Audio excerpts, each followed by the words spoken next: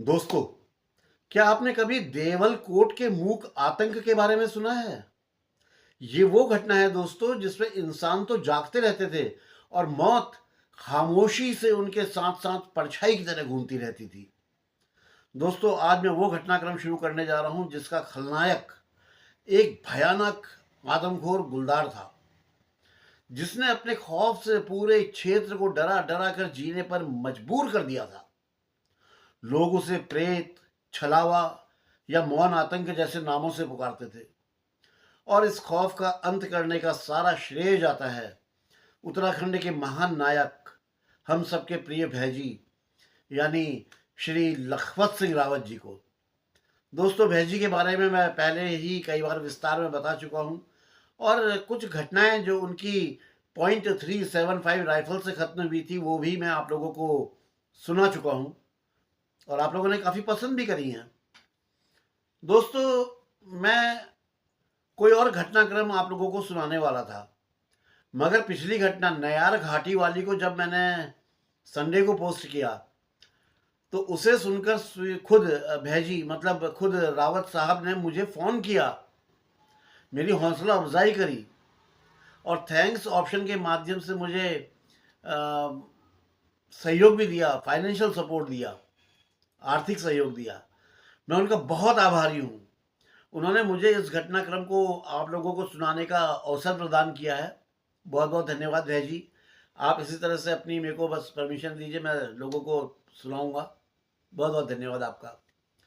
दोस्तों, उत्तराखंड का नाम लेते ही सबसे पहले आंखों के सामने बर्फ से ढकी चोटियाँ, गहरी घाटियाँ, कल कल कल कल कल बहती साफ सुथरी नदियाँ, झरने, हरे भरे जंगल जिनमें चीड़, देवदार, बांज, बुरांश, घने पेड़ होते हैं, रंग बिरंगे फूल और तरह तरह के फलों के अलावा चार धाम बद्रीनाथ, केदारनाथ, गंगोत्री, यमुनोत्री सब आंखों के सामने तैरने लगता है।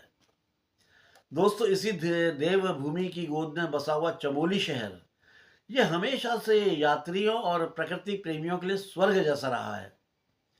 और दोस्तों, चमोली के दिल में एक शांत, सीधा साधा, पहाड़ी परंपराओं को सजे हुए स्थापित एक गांव है जिसका नाम है देवलकोट, जो स्वयं में प्राकृतिक सौंदर्य की एक अद्भुत मिसाल है।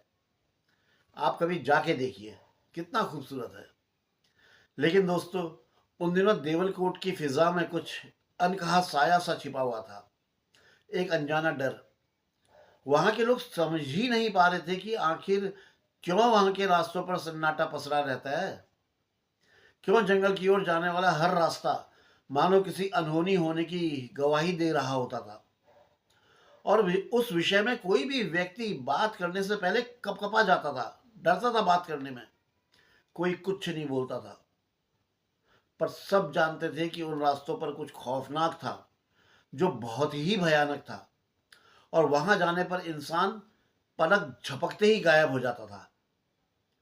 और जब वो मिलता था, वो इंसान, तो उसका बुरी तरह से नोचा गया शक्त विक्षक्त शव ही मिलता था। बिल्कुल, कुछ अंग कहीं पड़ा हुआ, कोई कहीं पड़ा हुआ। असल में ये पूरा घटनाक्रम शुरू हुआ था 4 अक्टूबर 2006 से। गैरसैंण के करीब 5 किलोमीटर दूर एक कस्बा है जिसका नाम है कालीमाटी।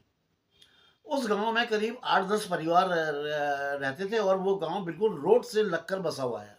तो कालीमाटी आप जाएंगे तो वो रोड से ही लगा हुआ है। दोस्तों, रामगंगा जो नदी है ना, उसका उद्गम भी वहीं से माना जाता है कि वो वहीं से निकलती है। और वहीं रोड के किनारे थोड़ा सा ऊपर की तरफ भगवान श्री राम का मंदिर भी है।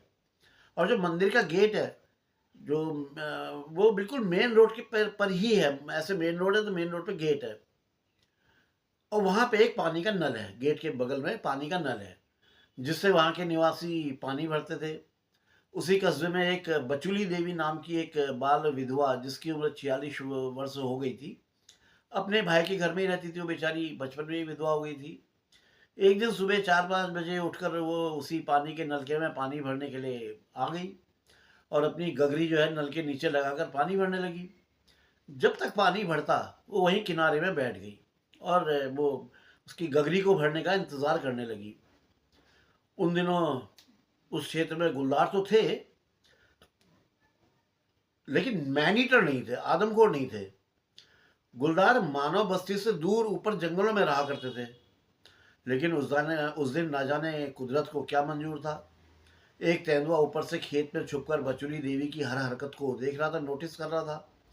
जैसे ही बचुली देवी आराम से बैठी, उस तेंदुए ने उन पर हमला कर दिया और उनकी गर्दन पर अपने कैनाइन धंसाकर उन्हें नीचे घाटी की तरफ जो है उधर को घसीटने लगा।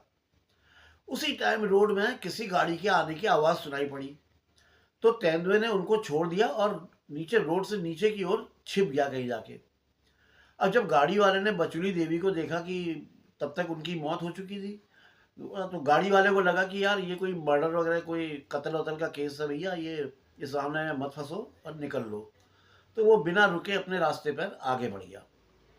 उसके जाते ही तेंदुआ फिर से आया और बचुली देवी को फिर उसने गर्दन से पकड़ा और घसीट कर नीचे घाटी में ले गया। फिर उसने नीचे ले जाके एक गधेरे को पार किया। गधेरा क्या होता है कई बार बता चुका हूँ आपको, रवाइन। और फिर घसीटते हुए उन्हें जंगल की तरफ ले जाने लगा। अब दोस्तों, बार बार गर्दन में कैनाइन लगने के कारण बचुली देवी की जो गर्दन थी वो धड़ से अलग हो गई थी और उजाला भी फैलने लगा था। तो तेंदुए को इतना टाइम नहीं मिला कि वो उसको खा सके। उसने उनके शरीर को पत्तों वत्तों से, झाड़ी वाड़ी से वो लगा लुगू के छुपा दिया और बिना खाए ही वहां से चला गया। सुबह उजाला होने पर जब उन लोगों ने रोड में आना जाना शुरू किया तो उन्हें एक जगह पर बहुत सारा खून पड़ा हुआ दिखाई दिया। पहले तो लोगों को लगा कि वो खून किसी कुत्ते का होगा यार, जिसे तेंदुआ रात में घसीट ले गया होगा, किसी कुत्ते को मार दिया होगा।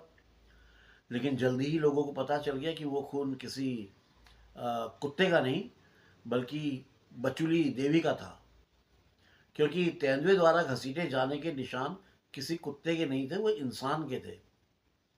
जब पता किया गया तो वो बचुली देवी निकली। उन निशानों का पीछा करके लोगों ने जंगल में बचुली देवी का शव जो था, वो बॉडी जो थी, वो ढूंढ निकाली। तब तक ये खबर जो है एडमिनिस्ट्रेशन को भी मिल गई थी। तो उन्होंने तुरंत अपने कर्मचारियों को घटनास्थल पर भेज दिया।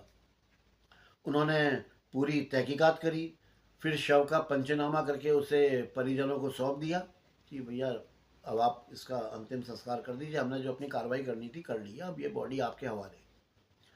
इसके बाद उस गुलदार ने काली माटी का एरिया छोड़ दिया और फिर भराड़ी से आगे एक गांव चूड़ा तक पहुंच गया, बहुत दूर। उन दिनों चूड़ा गांव में ना तो रोड थी ना बिजली। लोग मिट्टी के तेल के लैंपों के सहारे जो है उजाला करते थे।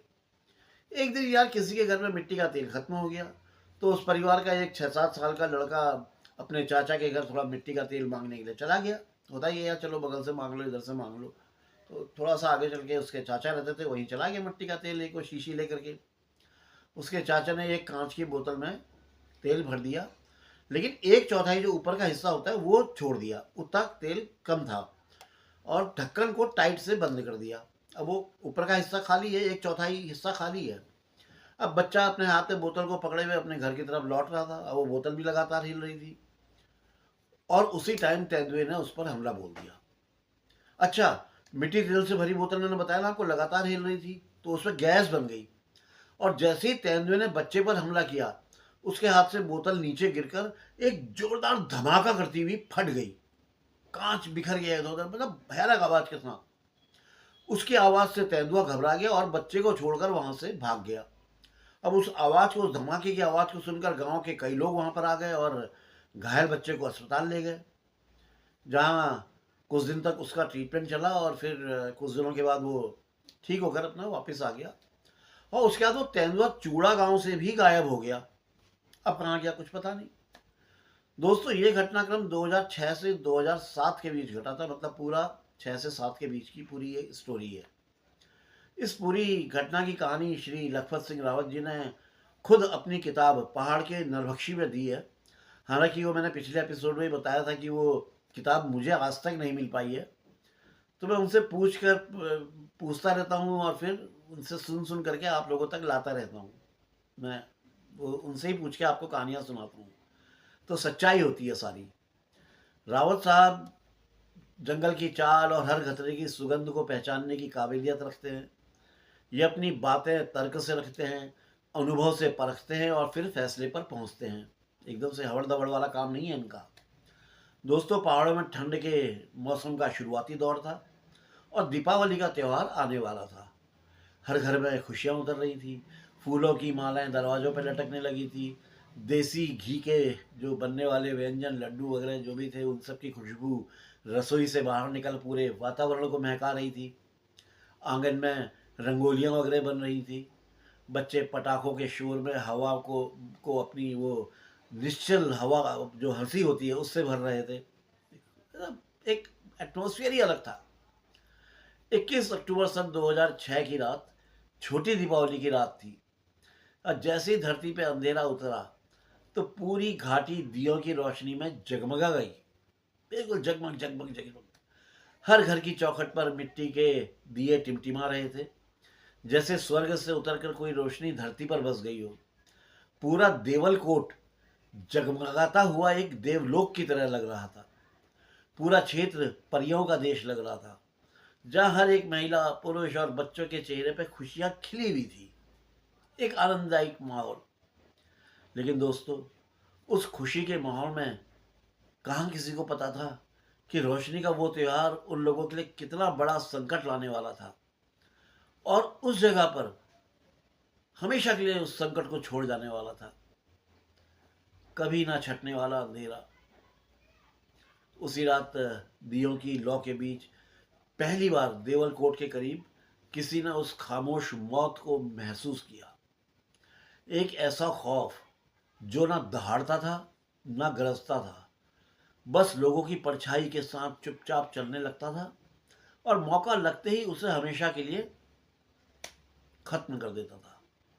और दोस्तों, यही था देवलकोट का मूक आतंक। दोस्तों, इसी घाटी में नीचे की ओर एक छोटा सा बाजार है, जिसका नाम मटियाला बाजार है। त्योहारों के मौके पर वहाँ की जो दुकानें हैं, फूलों और रंग बिरंगी झालरों से सजी हुई थी। और उसी बाजार में अजीत नाम का एक दुकानदार भी था, जिसने पूरे दिन तो ग्राहकों की सेवा करी, मतलब अपना सामान वामान बेचा, और फिर घर जाने से पहले अपने बेटे के लिए कुछ आतिशबाजी, कुछ पटाखे वगैरह खरीद लिए। उसका 12 साल का बेटा और कुछ और बच्चे गांव के ही उसके साथी थे। अजीत ने अपनी दुकान बढ़ा के, दुकान बंद करके बेटे को पटाखे दिला दिए। और उसके बाद उसने अपने लड़के और बाकी बच्चों से कहा कि ऐसा करो नंदिना, ऐसा करो बच्चों, तुम लोग जो है ऊपर जाओ, गांव लौट जाओ, घर लौट जाओ, और वो जो है खुद थोड़ी देर में आ जाएगा। बच्चों को बाजार से करीब 4 किलोमीटर ऊपर अपने गांव पीव तक जाना था। गांव का नाम पीव था। वहां तक जाना था, 4 किलोमीटर ऊपर चढ़ाई चढ़ के। मटियाला बाजार से पीव तक जाने का रास्ता बड़ा कठिन और मुश्किल था। वो रास्ता पहाड़ों के बीच से चढ़ता हुआ घने बांझ, जिन्हें अंग्रेजी में ओक ट्री बोलते हैं, उनसे भरे जंगलों से होकर गुजरता था। दिन के समय तो वो रास्ता बहुत सुंदर लगता था, लेकिन रात में वही जंगल गाढ़े अंधेरे और सन्नाटे से भरा हुआ रहता था। अजीत ने बच्चों को रवाना कर दिया और खुद अपना कुछ यार दोस्तों के साथ त्योहार की खुशी में अपना बैठ गया। और बातों बातों में उसने कुछ ज्यादा कर ली। वो रोज शराब पीने वालों में से था नहीं, मतलब शराब का आदी नहीं था। त्योहार का दिन था, उसे चलो बैठ के पी लो वाला था, इसलिए तुरंत शराब उसके सर पे चढ़ गई। और जब देर हो गई और उसे अपने घर की याद आई, तो वो लड़खड़ाते हुए पहाड़ी रास्ते की ओर चल पड़ा।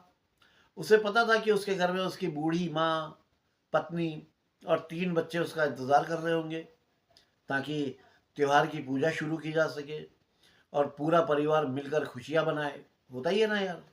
वो भी उसी उम्मीद में अपना लड़खड़ाते हुए शुरू हो गया चलना। लेकिन जैसे ही उसने पहाड़ी की चढ़ाई शुरू करी, उसकी हालत बिगड़ने लगी। चलते चलते उसे चक्कर आने लगे और सांस फूलने लगी। वो कुछ कदम और बढ़ा तो उसे उल्टियाँ आनी शुरू हो गई, वोमिट करना शुरू कर दिया उसने। रात घिर चुकी थी, आसमान में हल्के हल्के बादल थे और चारों ओर खामोशी पसरी हुई थी। पसीने से उसका चेहरा भीग चुका था और शरीर में इतनी थकावट बढ़ गई थी कि अब एक भी कदम आगे बढ़ाना उसके लिए बड़ा मुश्किल, बड़ा भारी हो रहा था। उसको बहुत परेशानी हो रही थी। थोड़ी दूरी और तय करने के बाद उसकी हिम्मत जवाब दे गई।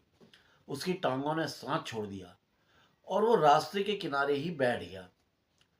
कुछ देर तक तो वो वहीं झुककर बैठा रहा, ऐसे सर पकड़ के ऐसे बैठा रहा, जैसे खुद को संभालने की कोशिश कर रहा हो। लेकिन उसकी तबीयत इतनी बिगड़ चुकी थी कि उसकी आंखों के सामने अंधेरा छाने लगा। अब घबरा कर उसने उठने की कोशिश की, लेकिन संतुलन खो बैठा, बैलेंस नहीं कर पाया और वही रास्ते के किनारे गिरकर बेहोश हो गया। कहीं गिरा रास्ते में और फिर उसे कुछ होश नहीं। वो जगह घने जंगल के बीच में थी। ऊपर ऊंचे देवदार और बांज के पेड़ थे, नीचे सूखी पत्तियों की परत, और दूर कहीं किसी अज्ञात पक्षी की चीख सुनाई पड़ रही थी, कहीं से शियार वियार की कुछ आवाज़ सुनाई पड़ रही थी। बाकी का पूरा जंगल सन्नाटे में डूबा हुआ था। उसके साथ ही आसपास कोई भी नहीं था जो उसकी कुछ मदद कर देता। तो उस बेचारे ने सोचा कि चलो यार, कुछ देर आराम करने में कोई हर्ज नहीं है, क्योंकि उसके शरीर को थोड़ा आराम की सख्त ज़रूरत थी। लेकिन वो डिसीज़न उसकी ज़िंदगी की सबसे बड़ी गलती साबित हो गया था दोस्तों, सबसे बड़ी गलती। वो बेचारा वहीं अंधेरे में बेहोश पड़ा रहा। ना आवाज़, ना ही मदद की कोई उम्मीद। पहाड़ों की रातें वैसे ही डरावनी होती हैं। ऊपर काली चट्टानें, नीचे गहरी खाइयाँ, और बीच में एक सुनसान रास्ता जहाँ इंसान तो क्या, पशु भी अकेले जाने में घबराते थे रात होने पे। और उस बेचारे की किस्मत देखिए, अजीत की। रास्ते में जहाँ वो बेहोश था, वहीं उस समय एक नर तेंदुआ भी अपने शिकार की तलाश में निकला हुआ था। वो धीरे धीरे कदम रखते हुए रास्ते की मिट्टी को सूंघते हुए आगे बढ़ रहा था, जैसे अपने किसी शिकार की तलाश में हो। उस इलाके के तेंदुए वैसे तो इंसानों से दूरी बनाकर ही रखते थे, वो अपना ऊपर जंगलों में ही रहते थे। वहाँ कभी भी किसी ने कोई आदमखोर की या किसी मैनीटर तेंदुए की बात ना तो सुनी थी ना करी थी, कभी था ही नहीं। लेकिन उस रात तो किस्मत को कुछ और ही कुछ लिख रही थी। ऐसी शुरुआत जिसके बाद उस पूरे इलाके की जिंदगी की जो तस्वीर थी वो ही बदल देने वाली थी, पूरी सब बदल जाने वाला था। उस रात हकीकत में क्या हुआ था वो तो आज तक कोई नहीं जान सका। जंगल ने हमेशा की तरह अपनी रहस्यमय चुप्पी में उस घटना को छुपा लिया था। शायद तेंदुआ वहां से गुजरते वक्त अजीत के पास रुका होगा, और हो सकता है कि उसने पहले उसे सूंघा होगा, फिर ये देखने के लिए कि उसके पास और आ गया होगा कि ये जो भैया दो पाया वाला जो ये पड़ा हुआ है, ये जिंदा है या मतलब निकल लिया है। और ये भी हो सकता है कि उसने अपने पंजों से अजीत को ऐसे हल्के से यूं टटोला होगा, जिससे अजीत की बेहोशी टूट गई होगी। और जैसी बेहोशी टूटी होगी तो आंखें खुली होंगी, नेचुरल सी बात है, आंखें खुली होंगी। और जैसी आंख खुली होंगी तो सामने ऊपर उसके जो है एक खौफनाक कितना बड़ा सर तेंदुए का दिखाई पड़ा होगा, बिल्कुल अपने मुंह के ऊपर। तो स्वाभाविक सी बात है कि वो एकदम घबरा गया होगा, और घबराहट में उसके गले से अचानक भयानक चीख निकल गई होगी। और शायद वही वही चीख उसकी जिंदगी की आखिरी चीख बन गई होगी, क्योंकि इंसान की आवाज़ सुनते ही तेंदुआ भी पहले तो डर गया होगा यार, और फिर उसी डर, गुस्से या आत्मरक्षा के लिए उसने पलटकर अजीत पर हमला कर दिया होगा। दोस्तों, ये सिर्फ संभावनाएं थी। हालांकि ये भी मुमकिन था कि ऐसा कुछ भी ना हुआ हो। ये भी तो हो सकता था कि अजीत गहरी बेहोशी में पड़ा रहा होगा, और तेंदुए ने बिना किसी शोर शराबे के उसे एक आसान शिकार समझकर उठा लिया होगा और घसीट कर ले गया। अब वाकई में उस रात में क्या हुआ था वो तो बस एक रहस्य ही बनकर रह गया ना। जंगल की रातें अपने राज को कभी नहीं खोलती बॉस। क्या हो गया कुछ नहीं पता किसी को, लेकिन सच्चाई तो बस एक ही थी कि अजीत मारा जा चुका था। अगले दिन सुबह के समय जब गांव वालों ने अजीत की तलाश शुरू की, तो रास्ते से करीब 100 मीटर अंदर घने बांज के जंगल में पत्तों और सूखी टहनियों के बीच उन्हें अजीत का आधा खाया हुआ शव मिला। उसकी हालत देखकर कोई भी गांव वाला अपनी नजरें उस पर ज्यादा देर तक टिका नहीं पा रहा था, इतनी बुरी हालत में था। उस पहाड़ ने पहली बार किसी इंसान की ऐसी मौत देखी थी, और उस दिन से पूरे इलाके में एक डर का साया सा छा गया था। और दोस्तों, यही वो रात थी जब पहली बार देवलकोट की धरती पर उस खामोश आतंक का पहला कदम पड़ा था और अजीत उस नर तेंदुए का पहला शिकार बन गया था। ये वही तेंदुआ था जिसने आने वाले दिनों में उस पूरे इलाके को दहशत में डुबो के रख दिया था।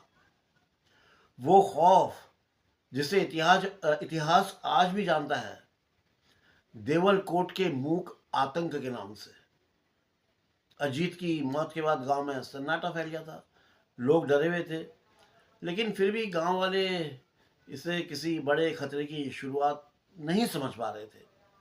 सबने यही मान लिया था कि अजीत की मौत तो बस एक दुखद हादसा था, जो एक अकेले ही जंगल में भटक जाने की वजह से या ड्रिंक की वजह से ऐसे उसकी वो हो गई थी, और ऐसा मतलब वो इतना वो नहीं हो रहे थे। उन लोगों का कहना था कि अजीत की किस्मत खराब थी यार। कुछ ने कहा पहाड़ों के नियम भैया बड़े कठोर होते हैं, जो जरा सा भी असावधान हो जाता है तो जंगल जो है उसे छोड़ता नहीं है। लेकिन किसी ने भी ये नहीं सोचा कि उस घटना के पीछे एक खूनी साया भी छिपा हुआ हो सकता था। ये कोई नहीं जानता था कि वो तेंदुआ अब इंसानी मांस का स्वाद चख चुका था, उसे खून मिल चुका था इंसान का। और ये बात जंगल के नियमों में बहुत ही खतरनाक मानी जाती है। किसी बाघ तेंदुए के मुंह पे इंसानी खून लग जाना आप लोगों को पता ही है। देवलकोट की घाटी के लोग अपने रोजमर्रे के काम में लग गए थे। खेतों की मेड़ों पर फिर से हल चलने लगे थे, औरतें जंगल से घास और लकड़ी लाने लगी थी, बच्चे फिर से खेलने लगे थे। लेकिन इन सब के बीच वहां की हवा में एक अनकहा डर भी मंडराने लगा था, जैसे पहाड़ किसी आने वाले तूफान से पहले चुपचाप सांस रोके खड़ा हो, वो भी देख रहा हो सब। दोस्तों, उस समय लोगों को क्या पता था कि भाई ये तो बस अभी एक शुरुआत थी। असली दहशत तो अभी देवलकोट की घाटी में दबे पांव उतरने वाली थी। अभी असली दहशत फैली कहां थी। दोस्तों, उस घटना के ठीक एक महीने बाद यानी 21 नवंबर 2006 की रात देवलकोट की घाटी फिर से खुशियों की धुनों में गूंज रही थी। आनंद का माहौल था। पिंडावली गांव में एक शादी थी।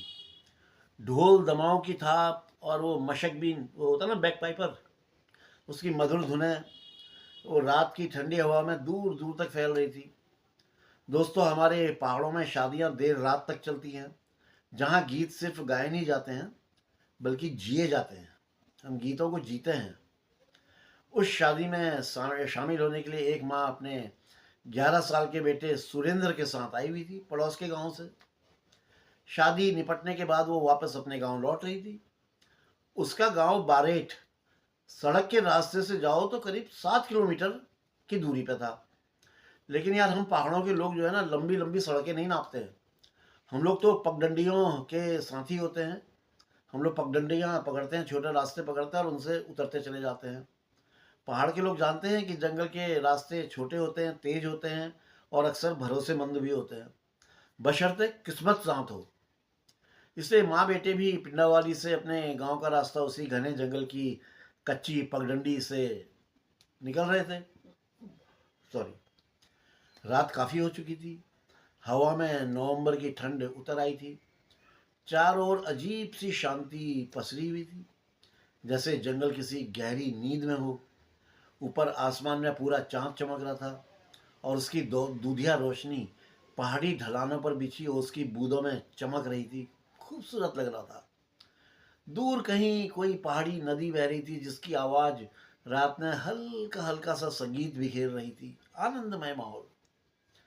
पत्तों के बीच से गुजरती हुई सरसराहट, जो हवा थी वो सरसराहट पैदा कर रही थी, जैसे ही जंगल धीमे धीमे कोई राज फुसफुसा रहा हो। रास्ता साफ और परिचित था। माँ को यकीन था कि वो दोनों थोड़ी ही देर में अपने घर पहुंच जाएंगे। लेकिन वो माँ ये नहीं जानती थी कि उस रात तकदीर फिर से देवलकोट की घाटी की तरफ अपना रुख करने वाली है। खून और दहशत की एक और कहानी लिखी जाने वाली है। वो रात एक शाह काली रात, मौत की रात में बदलने वाली है। रास्ते में चलते चलते अचानक माँ को जंगल की तरफ जाना पड़ा, थोड़ा वॉश अपना फ्रेश होने के लिए। उन्होंने अपने बेटे सुरेंद्र से कहा, बेटा तू 2 मिनट यहीं पर रुक, मैं अभी आती हूँ। सुरेंद्र बेचारा सीधा साधा और छोटा बच्चा, आज्ञाकारी लड़का था। वो शांत होकर वहीं रास्ते के किनारे खड़ा हो गया। उसके सामने रात का सन्नाटा फैला हुआ था और दूर पहाड़ों पर हल्का हल्का सा कोहरा उतरने लगा था। वो बच्चा कभी चांद को देखता तो कभी अपने पैरों से कंकड़ पत्थरों को ठोकर मारने लगता, जो नीचे होते हैं ना, एक बच्चों की आदत होती है, फुटबॉल बना लो।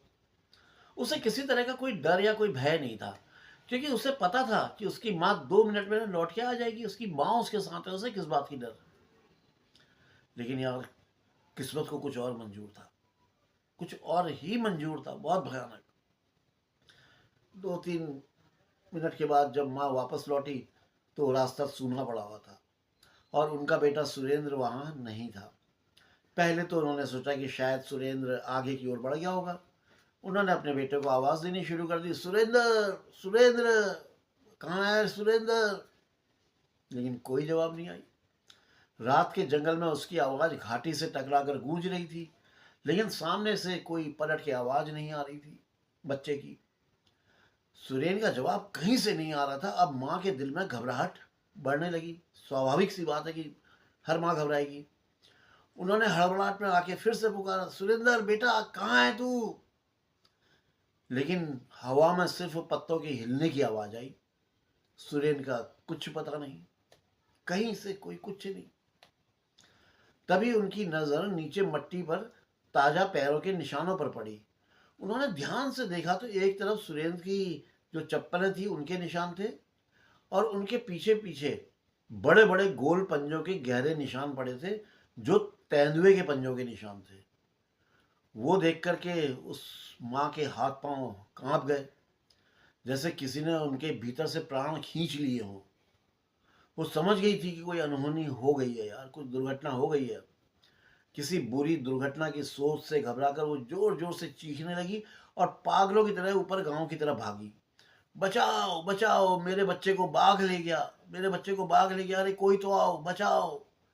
दोस्तों, मैं पहले भी आप लोगों को कई बार बता चुका हूँ कि पहाड़ों में गुलदार या तेंदुए को बाघ ही कहते हैं। लेपर्ड को भी हम बाघ ही कहते हैं।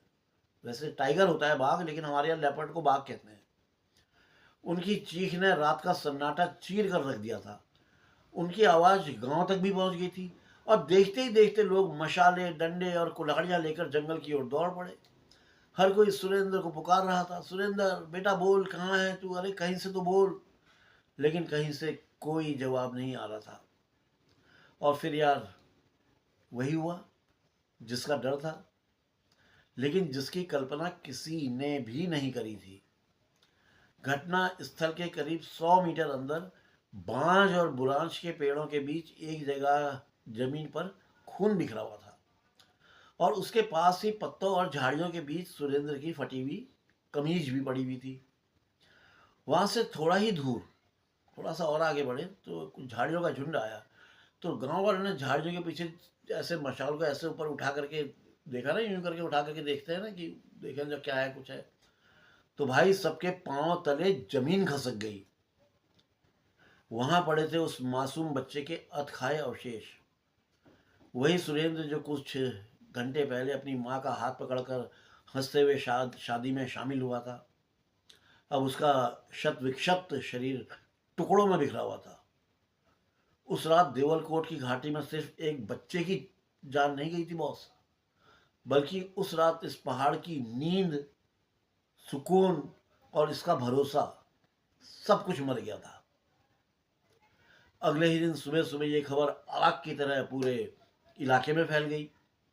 देवलकोट की घाटी से लेकर पिंडावली, पोजी, बारेट और पड़ोसी गांव तक बस एक ही चर्चा थी, बाघ ने फिर किसी की जान ले ली। मामला बहुत गंभीर था, इसलिए यह खबर वन विभाग के अफसरों तक भी पहुंच गई। विभाग ने भी तुरंत अपनी एक टीम पिंडावली के जंगल में, उस जगह पे जहां वारदात हुई थी, वहां भेज दी। अब उस टीम ने उस पूरे इलाके की तलाशी वगैरह ली जहाँ से बाघ ने, उस तेंदुए ने सुरेंद्र को उठाया था।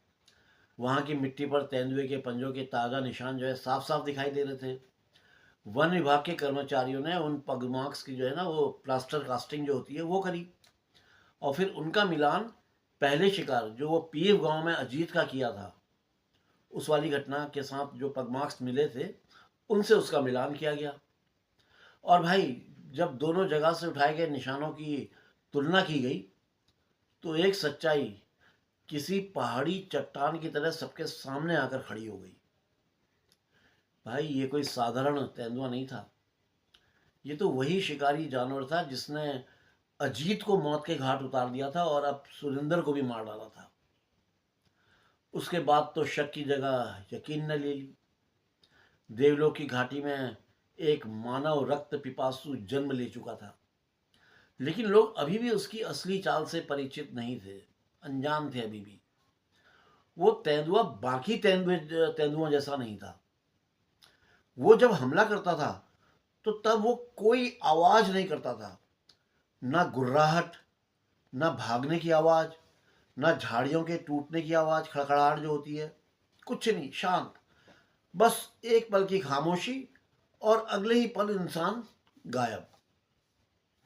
उस रात गांव में पहली बार लोग फुसफुसाते हुए सुने गए कि कोई साधारण गुलदार नहीं, वो मौत की खामोश परछाई है।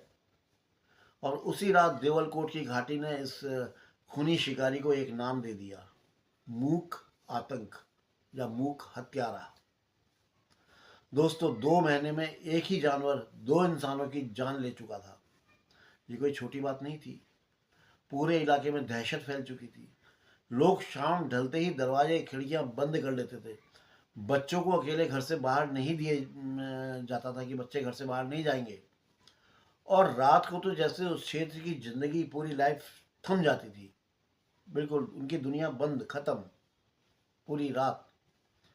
मतलब अब गांव या जंगल की सीमा से निकलकर ये जो मामला था अब वो शासन प्रशासन तक पहुंच चुका था। आखिरकार उत्तराखंड के मुख्य वन्य जीव संरक्षक ने उस तेंदुए के आधिकारिक जो ऑफिशियल जो ऑर्डर होते हैं उस पर जो है उसको मैन ईटर घोषित कर दिया और उसे मारने का आदेश जारी कर दिया कि लो मारो इसे। लेकिन ऐसे खूनी शिकारी के खिलाफ किसी को भी ऐसे बंदूक थमा देना आसान नहीं होता कि लो भैया ले जा मार दे। इसलिए शिकार की अनुमति सिर्फ भरोसेमंद और अनुभवी निशानेबाजों को ही दी जाती है। और उस दौरान पूरे उत्तराखंड में एक ही नाम उभर कर सामने आया था और वो नाम था हमारे भैजी का, श्री लखपत सिंह रावत जी, हमारे सम्मानीय, जिस पर सरकार और जनता दोनों को भरोसा था। पहाड़ों में लोग उन्हें आदर से रावत साहब कहते हैं। इनके एक हाथ में बच्चों को शिक्षित करने के लिए कलम रहती है तो दूसरे हाथ में उन्हीं बच्चों की जान आदमखोर से बचाने के लिए हर समय राइफल भी रहती है, .375 राइफल। इनका नाम सुनकर ही लोगों के दिल में एक भरोसा जाग उठता है, क्योंकि ये वो शिकारी हैं जो अपनी जान दांव पर लगाकर भी आदमखोर जानवरों से इंसानों की जिंदगी बचाने के लिए पहचाने जाते हैं। रावत साहब जंगलों को समझते हैं, जानवरों की चाल पहचानते हैं और सबसे बड़ी बात, जहां बाकी लोग हार मान लेते हैं वहां से ये अपना काम शुरू करते हैं। जब सब बोल देते, सरेंडर कर देते हैं सब, भैया नहीं मर रहा है, तब रावत जी कहते नहीं मैं मारूंगा। इसलिए वन विभाग ने तुरंत इनसे संपर्क किया और देवलकोट की घाटी में इनको बुलवा लिया। अब इस खामोश मौत या मूक आतंक का सामना करने वाला कोई आ चुका था और अब शुरू होने वाली थी देवलकोट के मानव भक्षी और रावत साहब के बीच शय और मात की रोमांचक कहानी, जो वैसे तो बहुत आसान सी लग रही थी, लेकिन सच्चाई तो ये थी दोस्त कि ये मुठभेड़ बहुत जटिल और मुश्किलों से भरी हुई थी। और ये लड़ाई शिकार और शिकारी के दिमाग की लड़ाई थी, इसमें गन की नहीं, दिमाग की लड़ाई थी। रावत साहब अपनी टीम के साथ अगले ही दिन यानी 22 नवंबर 2006 को पिंडवली गांव पहुंच गए। पूरे गांव की निगाहें अब इन्हीं पर टिकी हुई थी, उम्मीद की एक आखिरी किरण की तरह। गांव वालों ने इन्हें वो रास्ता दिखाया जहाँ से वो आदमखोर उस बच्चे को, वो जो सुरेंद्र था, उस बच्चे को जहाँ से ले गया था, वो रास्ता सामान्य रास्ता नहीं रह गया था। उस मिट्टी में दहशत के निशान थे, खामोशी का डर था, और उस रात की कराह तब भी जैसे हवा में तैर रही थी। वो भयानक हो चुका था। रावत साहब ने चारों तरफ के एरिया का बारीकी से मुआयना किया।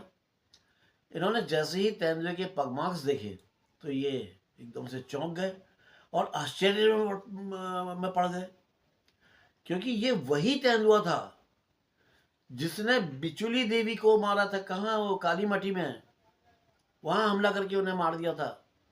इन्हें आश्चर्य इस बात का हो रहा था कि वो आदमखोर तेंदुआ काली माटी से चलते चलते इतनी दूर चूड़ा गांव तक पहुंच गया था। अच्छा, रावत साहब ने मुझे कल एक बात और बताई कि यह आदमखोर पूरा 130 किलोमीटर तक चला था। सोचो यार, ये अपने उस रास्ते में पड़ने वाले गांव में वारदात करता था और फिर वहां से आगे बढ़ जाता था। ये रुकता नहीं था कहीं पे। वारदात करी, बढ़ जाओ, जहां भूख लगी वहां मारो, खाओ और बढ़ जाओ। कुछ देर वहां का मुआयना करने के बाद इन्होंने रास्ते से थोड़ा हटकर एक मजबूत और सफेदे का, एक जो सफेदा होता है ना, उसका एक पेड़ चुना और एक योजनाबद्ध तरीके से उसमें एक मचान बनवा लिया।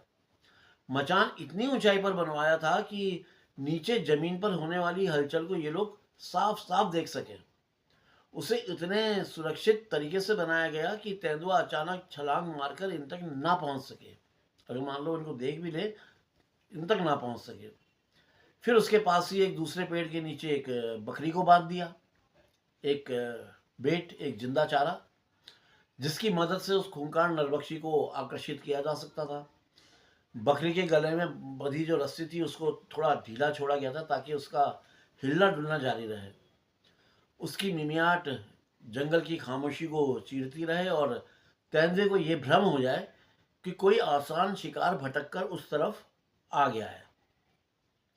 शाम 4:30 बजे तक जंगल पर सन्नाटा उतरना शुरू हो चुका था और तापमान भी लगातार गिरता जा रहा था। हवा में ठंडक बढ़ने लगी थी। रावत साहब अपनी .315 बोर की राइफल के साथ मचान पर चढ़ गए। इनके साथ इनके साथी जो हरी सिंह जी थे, वो अपने हाथ में एक सर्च लाइट लेके, तेज रोशनी वाली, वो लेकर के वो भी चढ़ गए। फिर इन्होंने आखिरी बार जो है नीचे गांव वालों से कहा कि उनको, मतलब कहा क्या, उनको हिदायत दी कि भाई अब कोई आवाज़ नहीं, कोई हलचल नहीं, बल्कि जितने लोग यहाँ पर खड़े हैं सब के सब जो है वापस अपने गांव लौट जाएं, यहाँ पे कोई ना रुके। इनकी बात को सुनकर लोग वहाँ से चले गए। अब उस जगह पर सिर्फ 2 ही लोग रह गए थे, रावत साहब और हरी सिंह जी। और इनके सामने था पहाड़ों का काला और रहस्यमय जंगल, जिसमें कहीं छिपा बैठा था देवल कोट का वही मौन हत्यारा, मतलब मूक आतंक। रात ढलनी शुरू हो चुकी थी और उसके साथ ही शुरू हो चुकी थी एक इंतज़ार की परीक्षा, जो जानलेवा भी साबित हो सकती थी खुद शिकारी के लिए। आसमान शाम से ही बादलों से ढका हुआ था और पहाड़ों की सर्द हवा लगातार बह रही थी। जैसे जैसे रात गहराती गई, मौसम और भी ज़्यादा बिगड़ने लगा। कुछ ही देर में हल्की हल्की फुहार भी शुरू हो गई बरसात की, जो हड्डियों तक उतरने वाली ठंड को और तेज कर रही थी। इतनी भयानक ठंड, नवंबर का महीना पहाड़ों में और ऊंचाई पे। आप सोचो, पिंडावली गांव ऊंचाई पर बसा हुआ गांव है, इसलिए वहां की रातें तो वैसे ही सर्द होती हैं। लेकिन उस रात की ठंड तो भाई जैसे इंसानों की हिम्मत की, वो क्या कहते हैं ना, परीक्षा लेने के लिए आई हुई थी। क्या देखें गुरु, कितना सहन कर सकते हो। यह रही पोजीशन, इतनी भयानक ठंड। रात बढ़ती जा रही थी और उसके साथ साथ ठंड भी बढ़ती जा रही थी।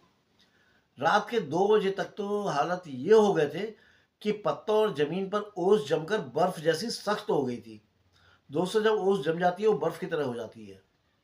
रावत साहब और हरी सिंह जी के हाथ इतने सुन्न हो चुके थे कि ट्रिगर पकड़ना तक मुश्किल हो रहा था।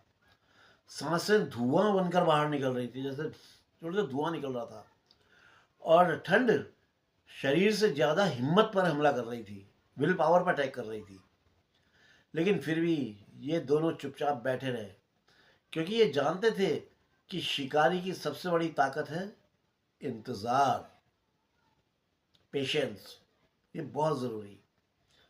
नीचे बंधी बकरी भी अब तक थक चुकी थी। शुरू में तो उसकी मिमियाहट जंगल में गूंज रही थी, लेकिन अब उसने आवाज़ लगाना बंद कर दिया था। ठंड से कांपते हुए उसने सूखी पत्तियों और वो जो बिछाई गई घास थी उस पर गोल होकर खुद को समेट लिया था, जैसे कोई बच्चा डर के मारे ना कंबल में छिप जाता है। उसकी सांसें भी अब ठंडी हवा में धुंध बनकर उठ रही थी, मतलब धुआं सा उठ रही थी, जैसे वो भी सांस छोड़ रही थी, धुंध सी उठ रही थी। आसपास हर तरफ ऐसी खामोशी छाई छाई थी जिसे सुनकर लगता था जैसे जंगल खुद किसी अनजानी आशंका में सांस रोक के बैठा हुआ हो, जंगल तक सांस ना ले रहा हो। रावत साहब ने अपनी राइफल को अपनी छाती से सटा कर रखा हुआ था। इनकी निगाहें लगातार उस कच्चे रास्ते पर थी जहां से इन्हें तेंदुए के आने की पूरी पूरी उम्मीद थी कि आएगा तो यहीं से आएगा। लेकिन हैरानी वाली बात यह थी कि उस रात ना तो कोई आवाज़ आई, ना किसी तरह की कोई हरकत हुई। ऐसा लग रहा था जैसे कोई अदृश्य खतरा आसपास मंडरा तो रहा है, लेकिन वो खुद को दिखने नहीं दे रहा है, वो सामने नहीं आ रहा है। पर शिकारी जानते थे कि जंगल में फैला सन्नाटा कभी भी खाली नहीं होता, ऐਵੇਂ ही नहीं होता है। सन्नाटा हमेशा किसी आने वाले घटना की पूर्व सूचना होता है, और वो क्षण बस किसी भी सेकंड में, किसी भी पल में आ सकता था। सुबह के 4 बजे के करीब बर्फीली हवा जंगल के बीच सीटी बजाती हुई दौड़ रही थी। रात भर हड्डियों को तक को कपा देने वाली ठंड ने इन लोगों की जान आधी कर दी थी। कितनी भयानक हालत में ये बैठे होंगे, लेकिन फिर भी ये दोनों लोग उसी हालत में बिना कुछ बोले मचान पर ही बैठे रहे, हिले नहीं। खैर, जैसे तैसे वो लंबी और वो मुश्किल रात कट गई। सुबह की पहली रोशनी खिलते ही ये दोनों मचान से नीचे उतरे, बकरी को खोला, और फिर तीनों लोग, यानी बकरी, हीरा सिंह जी और हमारे भैजी, तीनों लोग उस जमी हुई ओस से जो ढका हुआ रास्ता था उस पर कदम रखते हुए अपना पिंडावली गांव की ओर लौट पड़े, वहां से वापस आ गए। रावत साहब बाद में भी कहा करते थे, इतनी तकलीफ झेलने के बाद भी अगर ज़रूरत पड़ती तो वो बिना कोई सोच विचार किए फिर से वही सब करते, फिर बैठते उस ठंड में, केवल इस उम्मीद में कि उस आदमखोर को खत्म किया जा सके और पूरे इलाकों को उसकी दहशत से मुक्त कराया जा सके। मगर उस रात तेंदुआ आया ही नहीं, नहीं आया तेंदुआ, उसकी भी किस्मत। रावत साहब ये भी जानते थे कि वो खामोशी तूफान आने से पहले होने वाली खामोशी थी। पहाड़ की ठंडी हवा भले ही शांत थी, लेकिन देवलकोट की घाटी में एक अदृश्य खतरा जिंदा था, और इतना तो साफ पता था कि आदमखोर फिर से वार करेगा। अब बस वक्त की देर थी, कब करेगा। दोस्तों, इसके बाद क्या हुआ ये जानने के लिए तो यार आपको बने रहना होगा ना यार, उत्तरांचल डायरीज के साथ, इस चैनल के परिवार का एक सदस्य बनके, एक हिस्सा बनके। दोस्तों, ये चैनल आपका अपना ही है और मुझे बहुत खुशी होती है जब आप लोगों का प्यार और आशीर्वाद और सहयोग मुझे मिलता है। मैं आप लोगों की महानता के सामने नतमस्तक हो जाता हूँ। जब मैंने इस चैनल को शुरू किया था ना यार, तब मुझे बिल्कुल उम्मीद नहीं थी कि आप लोग मेरे जैसे एक अपाहिज, मजबूर, मतलब क्या कहूँ यार अपने लिए, ऐसे इंसान को इतना यार सम्मान देंगे। दोस्तों, जब भगवान ने ना मुझे मजबूर और बेबस बनाकर छोड़ दिया, तब आप लोगों ने आगे बढ़कर मेरा हाथ थामा और मुझे गिरने से बचा लिया। मेरे अंदर जो नेगेटिविटी आ रही थी, आपने उसे सकारात्मकता में बदल दिया। मैं हमेशा हमेशा हमेशा आप लोगों का कृतज्ञ रहूँगा यार। लेकिन मुझे आज एक छोटी सी शिकायत भी है आपसे। आजकल यार आप कमेंट्स करने में थोड़ा कंजूसी कर रहे हैं। क्यों दोस्तों, ऐसा क्यों है यार? क्यों नहीं कर रहे कमेंट्स? यार एक बात बताऊँ, आप लोगों के कमेंट से ही तो मेरी हौसला अफजाई होती है। तो प्लीज़ यार अपने कमेंट्स करके बताइएगा कि देवलकोट के मौन आदमखोर की घटना का पहला एपिसोड आपको कैसा लगा। मैं बेसब्री से इंतज़ार करूँगा। कमेंट्स करके ज़रूर ज़रूर ज़रूर बताइएगा प्लीज़। और आज भी कुछ महिलाएं और पुरुष मित्र चैनल में पहली बार आए हैं, मैं आप का शुक्रगुजार हूँ। मेरा नमस्कार स्वीकार करिएगा। मैं आपसे प्रार्थना करता हूँ कि चैनल को सब्सक्राइब करके बन जाइए उत्तराखंड डायरीज परिवार का एक सदस्य। बस एक अंगूठा ही तो चलाना है यार, करना क्या है, वहीं पे जो सब्सक्राइब का हुआ है उस पर उसको टैप कर दीजिए, हो गया बस। सभी दोस्तों से प्रार्थना करता हूँ कि चैनल को लाइक करके, कमेंट्स करके शेयर कर दीजिएगा। शेयर करने से चैनल का प्रचार और प्रसार हो जाएगा, और आपके मित्र, पड़ोसी, रिश्तेदार और कुलीग्स, उनके साथ मेरी भी जान पहचान हो जाएगी। आप लोग करेंगे ना? Okay, thank you. हाँ, एक रिक्वेस्ट और करता हूँ कि अगर संभव हो तो थैंक्स ऑप्शन के माध्यम से चैनल को कुछ डोनेट करने की भी कोशिश कीजिएगा। जो भी आपकी श्रद्धा करे, जो आपका दिल करे, अगर आपको लगे कि हाँ कुछ करना चाहिए तो जरूर कीजिएगा। जरूर नहीं, कोशिश कीजिएगा। तो बहुत बहुत धन्यवाद दोस्तों। तो फिलहाल तो आज्ञा दीजिए चलने की, और मिलता हूँ जल्दी ही आप लोगों को ये बताने के लिए कि फिर क्या हुआ, कि फिर क्या हुआ। तो ओके, बाय बाय दोस्तों। जय बद्री विशाल, जय उत्तराखंड, जय जय जय, जय माँ भारती।